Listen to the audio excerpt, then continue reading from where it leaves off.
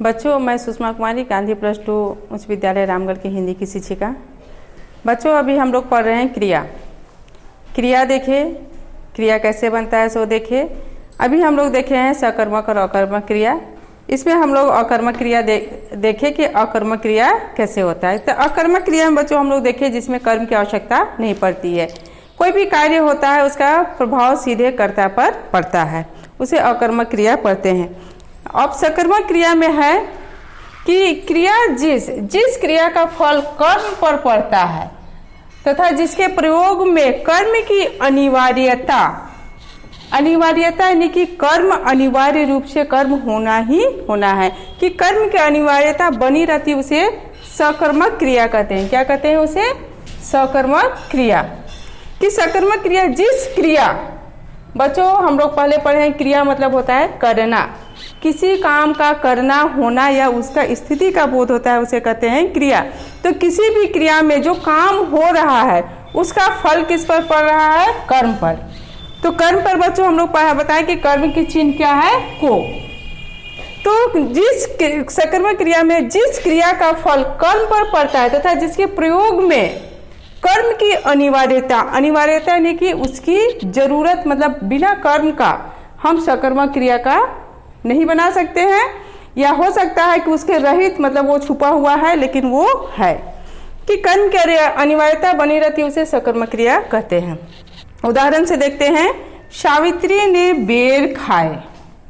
और यदि हम इसमें से बेर हटा देते हैं बच्चे कि क्या है, देखो कर्म, सावित्री ने क्या खाया? बेर को खाया।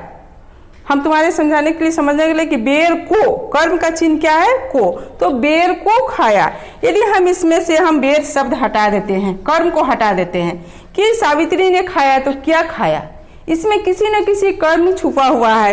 या हम कुछ भी कर सकते हैं, खाना खाया, कुछ भी कर सकते हैं, खाना खाया, या फिर क्या कर सकते हैं, आम खाया, लीची खाया, कुछ भी खाया, यानी खाया तो उसने कुछ ना कुछ चीज को खाया, यानी कि कर्म है, उसमें कर्म की अनिवार्यता बनी हुई। तो इसमें हम लोग क्या लिखे हैं? सावित्री ने बेर खाए। तो इसमें खाया यानी कि कर्म की क्या है? अनिवार्यता। सावित्री ने खाया, काम क्या हो रहा है? इसमें क्रिया क्या हो रहा है? खाने का क्रिया हो रहा है, खाने का। और कर्ता कौन है?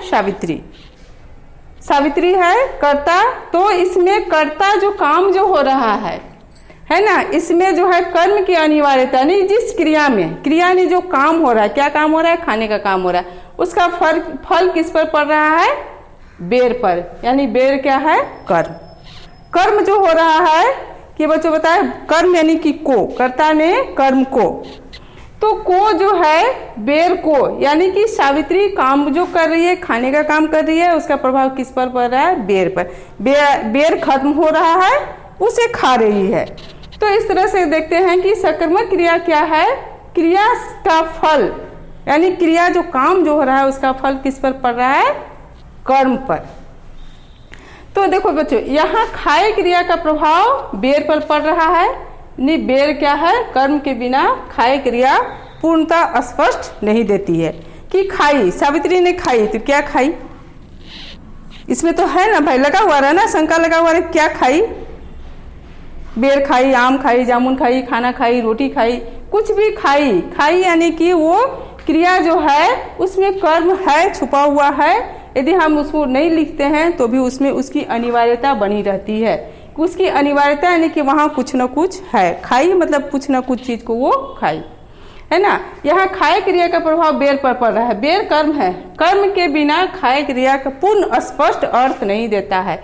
यानी खाए हम कहते हैं, अगर उसमें बेर नहीं है शब्द लिखा हुआ, यदि कर्म नहीं है तो वो बिना पूरा वो स्पष्ट नहीं होगा कि वो क्या खाई। उसका और उदाहरण हम लोग देखते हैं बच्चों, कि पहला उदाहरण है, बिंदु पुस्तक पढ़ रही है। यदि हम ये, इसमें पुस्तक है कर्म, अगर पुस्तक हम हटा देते, बिंदु पढ़ रही है, तो इसमें कर्म की अनिवार्यता बनी रहेगी कि पढ़ रही है। क्या पढ़ रही है? समाचार पत्र पढ़ रही है, कि कोई पत्र पढ़ रही है, या किसी का मैसेज पढ़ रही है, कुछ भी वो पढ़ रही है, यानी कि वहाँ कर्म छुपा हुआ है, यानी कर्म की अनिवार्यता बनी रहती है ना। बिंदु पढ़ रही है यानी कुछ न कुछ वो पढ़े। रेखा ने फल खरीदे, यदि हम इसमें से फल हटा देते हैं तो क्या हुआ? रेखा ने खरीदे। क्या खरीदे? कलम खरीदे, कॉपी खरीदे, कपड़ा खरीदे, कुछ ना कुछ उसमें कर्म है, जिसमें कि खरीदने का प्रभाव किस पे पड़ रहा है? फल पर। किस पे पड़ रहा है? खरीदी तो क्या खरीदी है? फल। यानी कि काम जो हो रहा है खरीदने का, उसका प्रभाव किस पे पड़ रहा है? रेखा पर नहीं पड़ रहा है। क्या खरीदी है? फल। और बिंदु पुस्तक पढ़ रही है, काम किस पे हो रहा है? पुस्तक। ये तो करता है, ये कर रही है, लेकिन इसका प्रभाव किस पे? बिंदु पुस्तक पढ़ रही है, यानी पढ़ने का फल किस पे पड़ रहा है? पुस्तक पर। और रेखा ने फल खरीदी किसको? फल को। राम ने रावण को मारा। राम ने क्या काम किया? मारने का, लेकिन किसको मारा? तो रावण को। मीना गाना गा रही है। मीना क्या गा रही है? गाना गा रही है। तो इस तरह से देखते हैं कि सकर्मक क्रिया में जिस क्रिया का फल कर्म पर पड़ता है, यानी कि पढ़ने का काम किस पर पड़ रहा है? पुस्तक पर। खरीदने का फल पड़ रहा है फल पर। मारा किसको? रावण को। और गा क्या रही है? गाना। तो इस तरह से हम लोग देखते हैं कि क्रिया में, सकर्मक क्रिया में जो भी काम होता है उसका फल किस पर पड़ता है? कर्म पर। अब एक दो हम लोग उदाहरण देखते हैं, अकर्मक और सकर्मक। तो अकर्मक में है वह प्रतिदिन पढ़ने जाता है।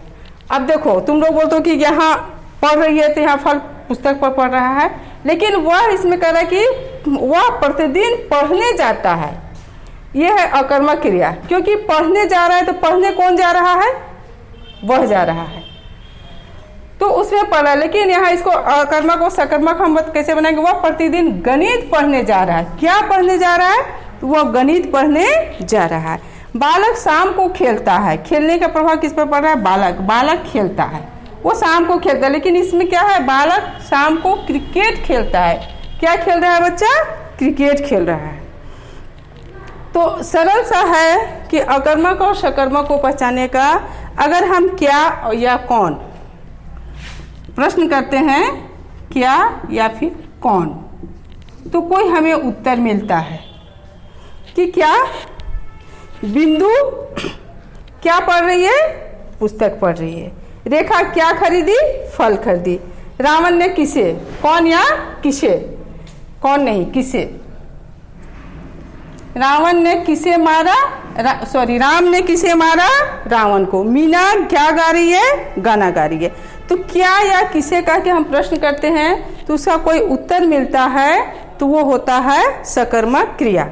अकर्मक क्रिया में है, जैसे हम लोग देखें उदाहरण, मोर नाच रहा है। तो इसमें मोर नाच रहा है, तो अगर हम कहते हैं कि क्या नाच रहा है? क्या, कौन नाच रहा है कहेंगे तो क्या होगा? मोर नाच रहा है। लेकिन क्या नाच रहा है तो कोई उसका उत्तर मिलेगा? क्या नाच रहा है? नहीं। कौन नाच रहा है? तो मोर नाच रहा है। और यहां हम कहेंगे क्या खरीदा, तो क्या होगा? फल खरीदा। क्या पढ़ रही है? पुस्तक पढ़ रही है। किसे मारा? रावण को मारा। तो इसी तरह से यहाँ राम हंस रहा, हम लोग उदाहरण देखे हैं, राम हंस रहा है। अगर हम इसे बोलते हैं कि क्या हंस रहा है, तो उसका कोई उदाहरण नहीं, कोई उसका उत्तर नहीं मिलेगा। लेकिन कौन हंस रहा है कहेंगे तो राम हंस रहा है। तो इस तरह से हम लोग देखते हैं अकर्मक और सकर्मक क्रिया में। बच्चों यही देखना है, इतनी ही जानना है कि सकर्मक क्रिया में जिस कार्य का फल कर्म पर पड़ता है, और उसे पहचानने का बच्चों सरल से उपाय है कि कर्म, हम देखते हैं कि कर्म के चिन्ह क्या है? को। तो बिंदु पुस्तक पढ़े नहीं, पुस्तक को पढ़ रही है। रेखा ने खरीदा नहीं, फल को खरीदा। राम ने मारा नहीं, रावण को मारा। और हम इसमें देखते हैं कि मोर नाच रहा है। मोर किसको नाच रहा है? तो इसका कोई नहीं है कि किसको नाच रहा है। नाच कौन रहा है? मोर ही नाच रहा है। यानी कि जो करता है उसी पर जो क्रिया जो हो रहा है उसका फल पड़ रहा है कर्ता पर ही। लेकिन क्रिया यहाँ काम जो हो रहा है खरीदने का, वो किस पर पड़ रहा है? फल पर, यानी कि कोई कर्म पर। इस तरह से हम लोग देखते हैं क्रिया के प्रकार कितने प्रकार के? 2 प्रकार के, अकर्मक और सकर्मक। अकर्मक को हम लोग देख चुके हैं कि जिस कार्य में कर्म की अनिवार्यता नहीं रहती है उसे अकर्मक क्रिया करते हैं, और सकर्मक क्रिया में कर्म की अनिवार्यता होती ही होती है। इसमें और है कि अकर्मक और सकर्मक में है कि अलग अलग देखते हैं कि पूरक सहित भी होता है और बिना पूरक सहित भी होता है। बच्चों बहुत हम लोग उलझने से कोई फायदा नहीं है, इतनी ही जानना है कि सकर्मक में है कर्म की अनिवार्यता बनी रहती है, अकर्मक में किसकी महत्ता होती है, कर्ता स्वयं उसमें महत्वपूर्ण होता है कि मोर नाच रहा नहीं, मोर ही नाच रहा है। और राम ने फल खरीदे यानी किसको खरीदा, फल को खरीदा। इस तरह से हम लोग देखते हैं सकर्मक और अकर्मक।